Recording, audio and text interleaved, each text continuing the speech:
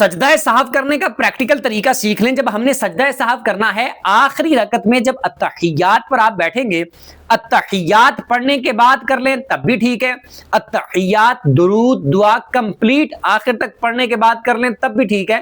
دونوں میں سے جس طریقے سے بھی آپ کر لیں ٹھیک ہوگا.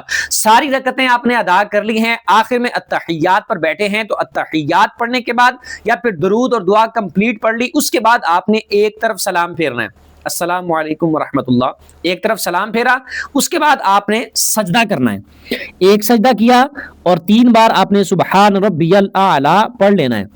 ایک سجدہ کیا، اللہ اکبر کہتے ہوئے بیٹھنا ہے، پھر اس کے بعد اللہ اکبر کہتے ہوئے دوسرا سجدہ کرنا ہے، سجدے کی پھر 3 بار تسبیح پڑھ لیں اور پھر اس کے بعد اللہ اکبر کہتے ہوئے آپ نے بیٹھ جانا ہے.